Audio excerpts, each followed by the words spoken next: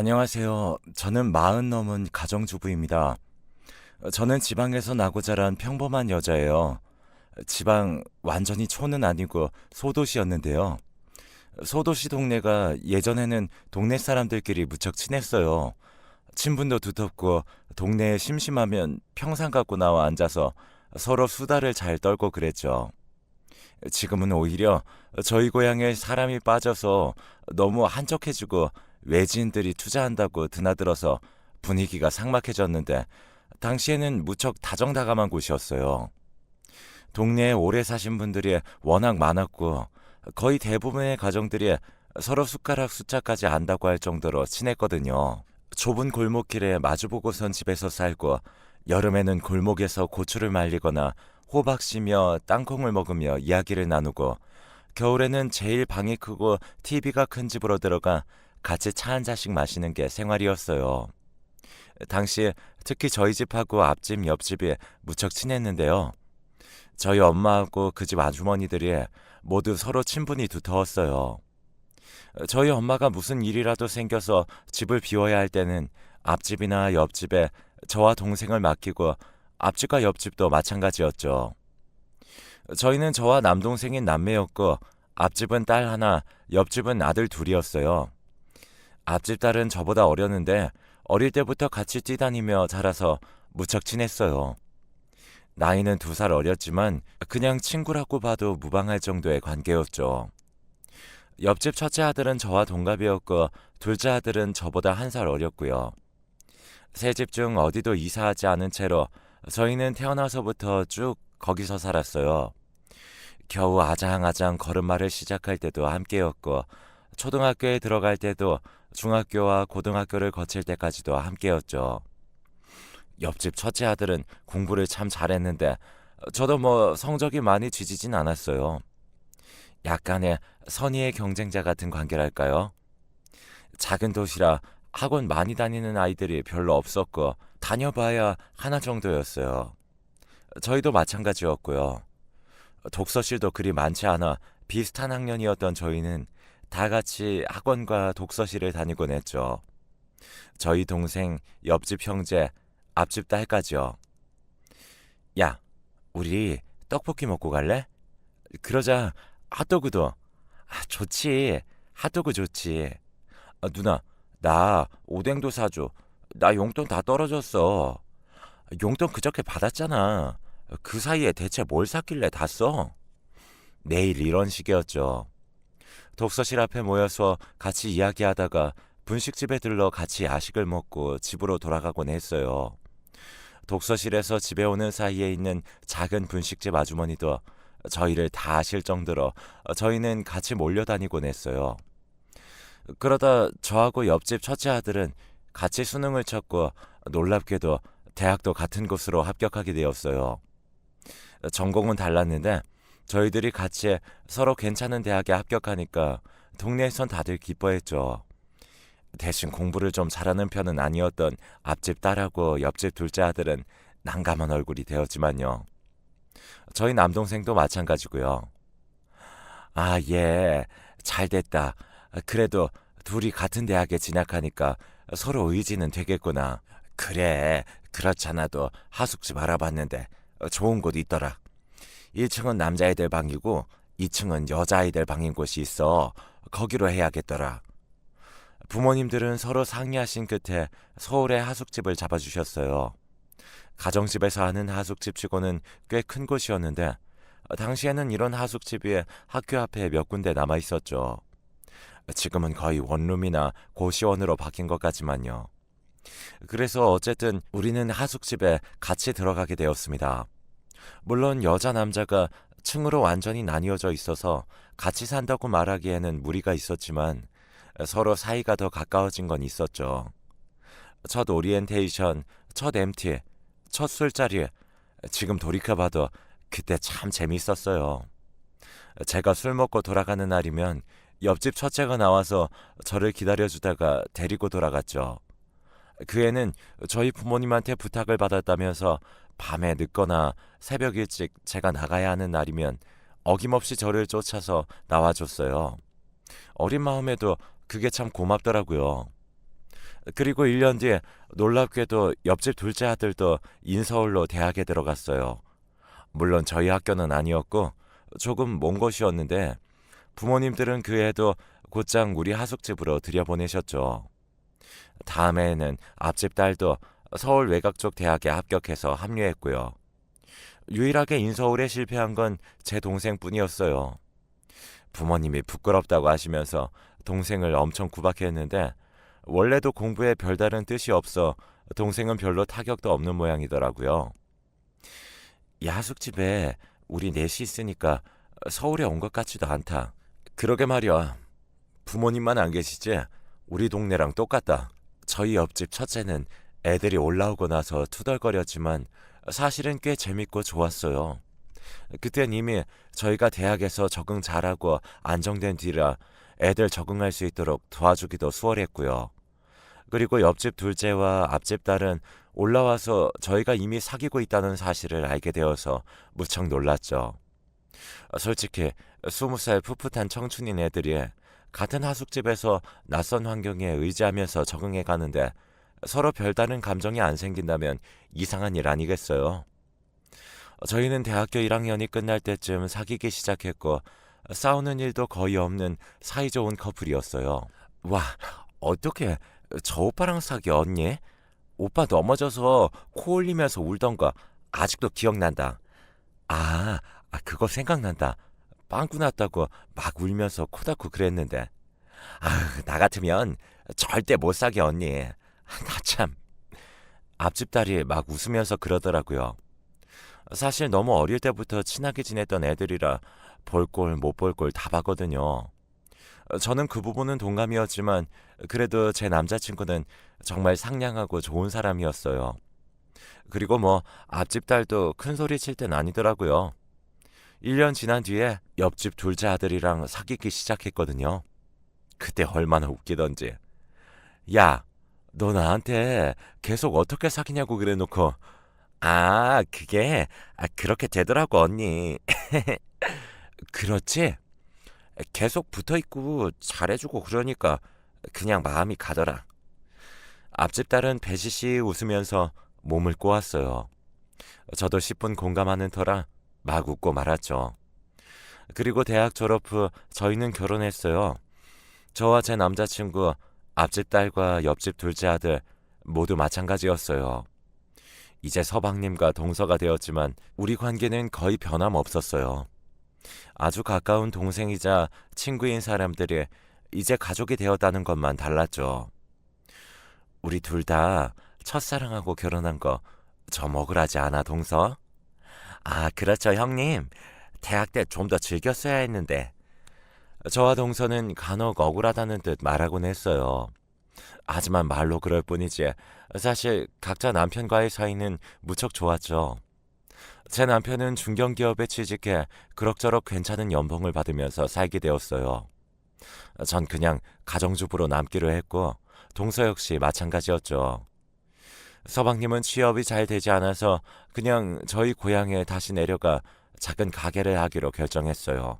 자금은 없었지만 시댁에서 유산으로 주실 것을 좀 땡겨서 서방님한테 미리 주기로 했다고 했어요. 놀랍게도 저희 고향 소도시는 개발이 상당히 많이 진행되어 시댁은 조금 가지고 있던 땅에 엄청나게 값이 폭등해서 재산이 많이 불어났다는 얘기도 함께 전해졌어요. 세상에나 시댁이 갖고 있던 땅값이 30억 훌쩍 넘었대요. 정확히 얼마인지는 아버님도 모르신다고 했어요. 30억? 세상에, 엄청나네. 우리 집은 전세라서 그런 혜택도 못 받았네요. 우리 집은 이사가 버렸잖아. 동서의 친정은 애초에 전세를 살았고 저희 친정은 개발이 되기 전에 집을 팔고 다른 지방으로 이사한 상태라 좀 아쉬웠죠. 하지만 뭐 시댁 땅값이 올랐다는 건 정말 좋은 일이었어요. 동서는 서울을 떠나야 해서 아쉬웠지만 동시에 익숙한 고향에 다시 내려갈 수 있다는 건 좋아하더군요. 하지만 행복한 시절도 그리 오래 가진 않았네요. 저희가 먼저 아기를 가졌고 이어서 동선의 아기가 태어났는데 동선의 아이가 태어난 지 얼마 안 돼 희귀병 판정을 받았거든요. 형님, 왜 저한테 이런 일이 일어나는지 모르겠어요. 동서, 마음 굳게 먹어야 돼. 아, 미치겠어요. 우리 아이한테 왜? 하필 왜 우리 애야, 왜? 동선에는 정말 하늘이 무너질 것 같은 얼굴을 하고 있더라고요. 정말 귀하게 얻은 아들이었는데 그 작은 아이가 희귀병이라서 계속 치료를 해야 한다고 했죠. 치료해도 나아질 수 있을지 알 수 없었고 거의 죽을 때까지 계속 병원을 다녀야 할 거라고 했고요. 병원비도 엄청나게 들어가기 시작했죠. 서방님의 가게는 그리 잘 되지 않아 돈을 잘 벌지 못했는데 그 와중에 아이의 병원비가 끝도 없이 들어가니 점점 더 서방님과 동서의 얼굴이 초췌해져 가기 시작했어요. 그 와중에 불행은 겹쳐서 온다더니 시아버지가 쓰러지셨죠. 사실 시어머니는 저희가 대학 다니던 때 돌아가셨고 시아버지 혼자 남아 고향집을 지키고 계셨어요. 그런데 시아버지가 뇌졸중으로 쓰러지신 거예요. 반신불수가 되신 거라 꼭 누군가 항상 붙어서 간병해야 하는 상황이었죠. 동서와 서방님이 고향에 있었지만 가게 일과 아기 일로 도저히 간병이 불가능할 때였죠. 어쩔 도리가 없어서 그리고 제가 하고 싶어서 저는 시아버지의 간병을 제가 하기로 했어요. 동서, 아버님은 내가 모실 테니까 걱정하지 마. 형님, 아주버님, 서울에서 생활비도 많이 드실 텐데. 아니야, 동선에는 애기한테만 신경 써. 아, 형수님, 정말 감사합니다. 감사합니다. 서방님, 건강 조심하세요. 얼굴이 너무 안 좋아요. 동서와 서방님은 저에게 고맙다고 계속해서 인사했어요. 하지만 저도 며느리고 이런 상황에서 어떻게든 서로 할 수 있는 걸 해야 하는 거잖아요. 어릴 때부터 봐온 그 마음씨 좋은 시아버지가 쓰러지셨는데 그냥 고통스러운 모습을 보고 있을 수만 없었죠. 저는 시아버지를 집에 모시고 간병하기 시작했어요. 부디 조카의 희귀병이 잘 치료가 되기만을 바랐죠. 남편도 적극적으로 직접 간병을 도맡아 하려고 했어요.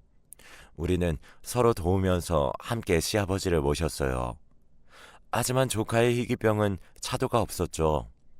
동사는 어린 조카를 데리고서 이곳저곳에 명의가 있다는 병원마다 돌아다니면서 애를 썼지만 소용이 없었어요.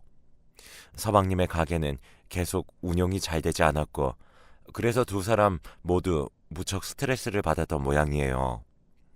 간혹 저희가 고향에 내려가서 서방님과 동서를 보았는데 너무 초췌하고 머쓱해진 두 사람의 얼굴이 슬펐어요.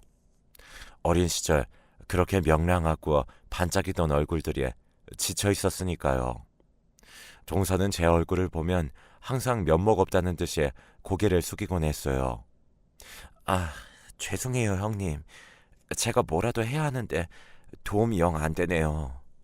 아, 무슨 소리야. 가족인데 서로 할 수 있는 걸 하면서 살면 되지. 그럼 되는 거야. 어릴 땐 이 골목에 살면서 정말 즐거웠는데 어쩌다 이렇게 되었는지 모르겠어요. 제가 동서의 손을 잡고 위로하고 있으면 아직 어린 조카가 뒤뚱거리면서 절 당기기도 했어요. 아기들의 피부는 무척 보드랍고 따뜻하죠. 게다가 조카는 정말 귀엽게 생겨서 어쩌다 이렇게 예쁜 아이가 희귀병인 건지 안타까웠어요. 그렇게 세월이 한 해 한 해 흐르다가 무려 10년이라는 세월이 훌쩍 흘러버렸죠. 이 세월 동안 동서와 서방님은 몰라볼 정도로 늙어버렸어요. 원래 알던 그 사람들이라고는 상상하기 힘들 정도로 주름이 많이 생기고 안색은 거무튀튀한 색이 되어버렸죠. 시댁에서 받은 유산을 거의 모두 땡겨다 썼는데도 아이의 희귀병 치료와 서방님의 사업 자금 때문에 돈은 끝없이 부족했습니다. 그러던 중 누워 계시던 시아버지가 위중해지셨어요. 저희는 바로 병원으로 모시고 달려갔고 시아버지는 중환자실로 곧장 들어가셨죠. 시아버지가 위중하다는 소식을 서방님과 동서에게 전하니 두 사람이 곧 달려오더라고요. 하지만 지방에서 두 사람이 올라와 미처 병원에 당도하기도 전에 시아버지가 숨을 거두셨어요. 어릴 때부터 봐온 시아버지는 정말 다정다감하고 좋은 어른이셨어요. 시어머니를 잃은 후로도 흔들리지 않고 저희 결혼식까지 지켜주셨고 항상 의지할 수 있는 분이셨죠. 쓰러지신 후 10년을 반신불수인 채로 그리고 5년쯤 지난 때는 의식조차 없는 상태로 계셨어요. 그 삶이 너무 슬프고 서러워서 저희는 하염없이 울면서 장례식을 치러냈죠. 뒤늦게 도착한 서방님과 동서 역시 마찬가지였어요. 그리고 시아버지가 돌아가시고 난 후 저희는 저희 앞으로 상속받게 된 재산을 알게 되었어요. 남편이 서류를 정리하러 갔다가 당황해서 돌아오더라고요. 저는 그때 저녁 준비를 하고 있었는데 남편이 서둘러 들어오더니 제 손을 잡고 식탁에 앉혔어요. 왜 여보? 우리 상속 상속받는 거 알아봤는데 말이야. 근데 17억이야. 뭐 뭐? 저는 너무 놀라서 눈을 깜빡거렸어요. 아니, 많을 거라는 건 알았지만 17억이라니 진짜 상상도 못한 금액이었거든요. 저희는 그럭저럭 괜찮게 살긴 했지만 아직 집도 마련하지 못한 상태였어요. 시아버지 간병하느라 돈이 드는 것도 무시 못할 정도였고 아이도 둘이나 있었으니까요. 이 돈이면 우리 집 살 수 있게 됐잖아. 살 수 있고 말고 크고 좋은 아파트 살 수 있지. 더 살기 좋은 곳 말이야. 남편이 무척 기뻐했어요. 그동안 시아버지 간병을 제가 10년이나 하는 것에 대해 남편이 무척 미안해했거든요. 드디어 저한테 뭔가 해줄 수 있다고 느꼈는지 남편은 많이 기뻐했어요. 저도 물론 기뻤어요. 그래서 그날은 기분 좋게 아이들 데리고 남편과 같이 외식도 하러 나가고 돌아가신 시아버지에 대해 추억하면서 서로 조금 슬퍼도 하고 우리의 앞날에 대해 조금 기뻐하기도 했죠. 그런데 그 다음날 동수한테서 연락이 왔어요. 형님, 혹시 모레 저희 잠깐 형님 댁에 머물 수 있을까요? 모레? 왜? 형님 댁 근처 병원에 우리 애 봐주실 수 있는 의사분이 계시다고 했어요. 아, 그래. 얼마든지 와. 동서는 여전히 조카를 낳게 할 수 있다는 희망을 잃지 않고 여기저기 명의를 찾아다니곤 했어요. 한 병원에서 계속 진료를 보긴 했지만 그래도 좋은 명의가 있다고 하면 일단 가보긴 했죠. 저희 집 근처에 큰 병원이 하나 생겼는데 거기 잘 보는 의사가 있다는 모양이었어요. 그리고 이틀 뒤에 온 동선 정말 피죽도 못 얻어먹은 사람처럼 피골이 상접해 있었죠. 제가 놀라서 왜 이렇게 말랐냐고 물어봤지만 동선은 웃으면서 고개를 저을 뿐이었어요. 에이, 아니에요, 형님. 별일 아니에요. 아유, 뭐가 별일 아니야. 뭐 문제 있는 거 아니야? 왜 그래? 진짜 별일 아니에요. 계속 대답하지 않으려는 동서를 달래고 구슬려서 간신히 말을 들을 수가 있었어요. 서방님의 가게는 그동안 계속 위태로웠는데 최근 몇 달간 더 급격하게 좋지 않아졌다고 하더군요. 그러다 서방님이 일하다 쓰러지기까지 했다고요. 간신히 의식은 차렸지만 몸에 심각한 문제가 있어 병원에 꾸준히 다녀야 한다는 진단을 받았다고 했어요. 지금 집안에서 간신히 움직이기만 한다고 일에 복귀는 최소한 몇 년간은 거의 불가능하다고요. 게다가 조카가 계속 진료 가는 대형 병원에서는 수술을 해야 한다고 했다고 그게 무서워서 또 다른 병원을 찾게 된 거라고 하는데 동서는 그 말을 하며 울었고 저도 동서의 손을 잡고 울었어요. 영문 모르는 조카는 해맑게 저희 아이들과 함께 놀고 있었죠. 저렇게 아무것도 모르는 어린 것이 치료도 받지 못한 채 언제 죽을지 모르는 상황에 놓이다니요. 그리고 다음날 동서는 아이를 병원에 데려가서 진료를 본 다음 고향으로 내려갔어요.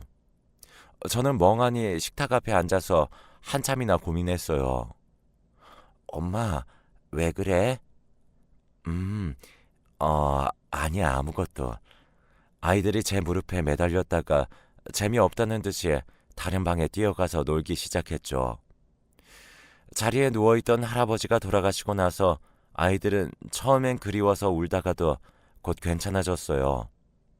할아버지 계시던 방이 치워지고 나니까 아이들은 그곳을 놀이방으로 쓰면서 즐겁게 놀았죠. 집을 산다면 우리 아이들이 정말 신나게 놀 수 있겠지. 나중에 커서도 애들이 여유롭게 대학 가고 여유롭게 생활도 하고. 저는 고민스러웠어요. 그러던 차에 남편이 퇴근해서 돌아오더군요. 남편도 동서가 다녀간 것은 당연히 알고 있었죠. 재수 씨 벌써 갔어? 치킨 사왔는데 같이 먹고 가라고 하지. 아, 많이 사왔네. 당연히 먹고 내려갈 거라고 생각했거든. 그리고 당신도 피곤할 거 아니야. 돌볼 애가 셋이었으니. 남편은 잔뜩 사온 치킨을 내려두고 아쉬운 얼굴을 했어요. 저는 아직 따끈따끈한 치킨 박스를 열면서 저도 모르게 웃어버렸네요. 남편은 항상 이런 사람이었어요. 동서는 저희 집에 오면 제가 좀 쉬라고 항상 방으로 밀어넣은 후 제가 조카와 저희 아이들까지 셋을 케어하는 게 보통이었죠. 그걸 남편은 아주 잘 알아서 꼭 동서가 다녀갈 때에는 치킨을 사왔어요.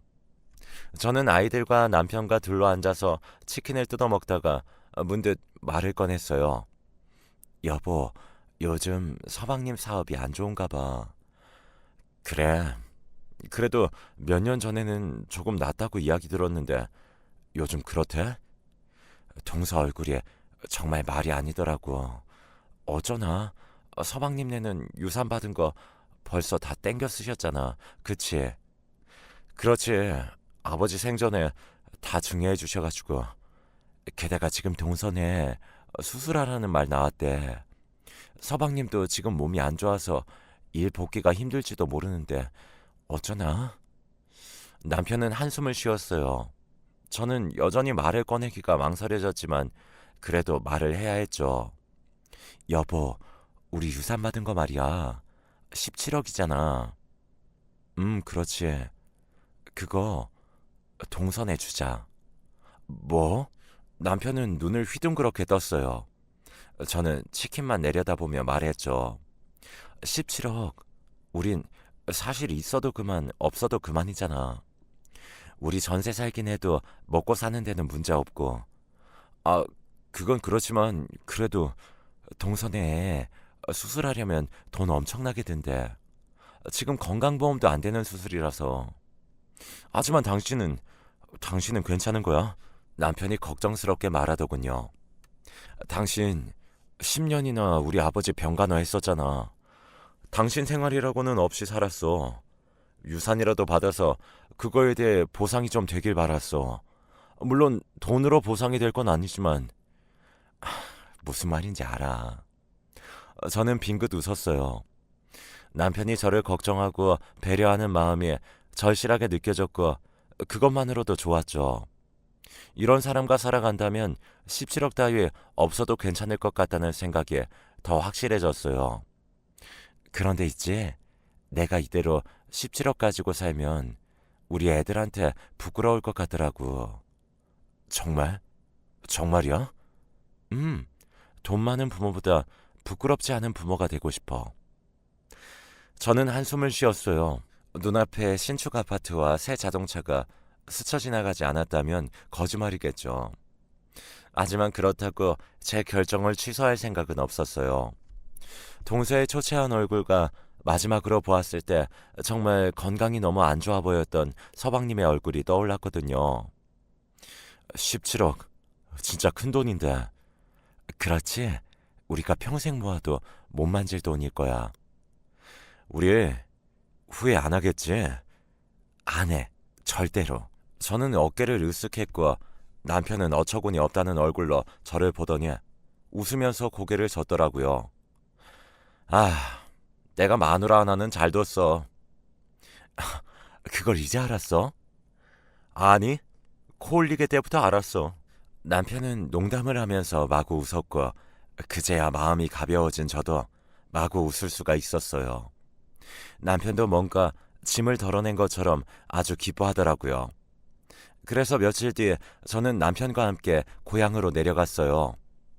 이제 시아버지도 계시지 않는 고향집에는 초췌한 서방님과 동서, 조카가 있었죠. 서방님의 얼굴은 거의 노란색으로 죽어서 활색이 느껴지지 않을 정도였고 제대로 걷기도 힘든 모양이었어요. 최대한 저희한테 힘든 내색을 안 하려고 노력하는 것이 느껴졌지만요. 오랜만에 내려오셨네요. 그렇죠, 서방님. 사실은 오늘 좀 중요한 일을 상의하려고 왔어요. 중요한 일이요? 서방님과 동서는 조금 긴장한 얼굴이 되었어요. 저와 남편이 함께 내려와 마주 앉은 채 그렇게 말을 하니까 정말 중요하다고 느껴졌던 모양이에요. 저희는 자초지종을 설명하고 저희 결정까지도 말했어요. 서방님과 동서는 그 말에 압도당했는지 아무 말도 하지 못하고 있다가 손사래를 치면서 안 된다고 했죠. 하지만 저희는 완강하게 말했어요. 그럼 이제 서방님 몇 년간 일도 못한다면서 애 병원비는 어쩌려고요? 그건 그건 저희가 어떻게든 알아서 할 테니까. 어떻게 알아서 해요? 난 내 조카가 손도 못 쓰고 고통받는 거 보고 싶지 않아요. 저는 단호하게 말했어요. 서방님과 동서는 제 말에 한참이나 말을 못하다가 결국 눈물을 흘렸어요. 이윤에 절대로 잊지 않을게요. 우리 애 건강해지고 나서 꼭 갚겠습니다. 꼭이요. 고마워요, 형님. 동서가 손을 내밀어서 제 손을 꼭 잡더라고요. 바짝 말랐지만 여전히 따뜻한 그 손을 저는 마주 잡았어요. 그날 밤 동서와 서방님은 정말 밤을 새우며 울었죠. 그 후 몇 년이 지났어요.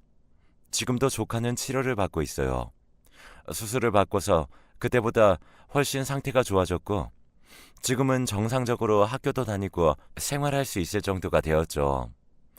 서방님도 충분히 요양을 해서 이제 일터로 복귀한다고 하더군요. 이번에는 가게를 했던 경험을 살려서 다른 가게에 취직을 했다고 해요. 조금 더 배워서 진짜 제대로 사업을 해보겠다고요. 그래서 꼭 17억을 갚겠다나요? 덕분에 동서의 얼굴은 요즘 훨씬 뽀얗게 피어났어요. 여러분들은 이런 저의 결정에 대해 이해할 수 없을지도 몰라요. 하지만 어릴 적부터 줄곧 함께해온 사람들의 고통을 모른 척한 채 저희가 행복할 수 있을 리가 없더라고요. 지금도 조금도 후회는 하지 않습니다. 제 사연 즐겁게 들으셨으면 좋겠어요. 그럼 제 이야기는 이만 줄이겠습니다.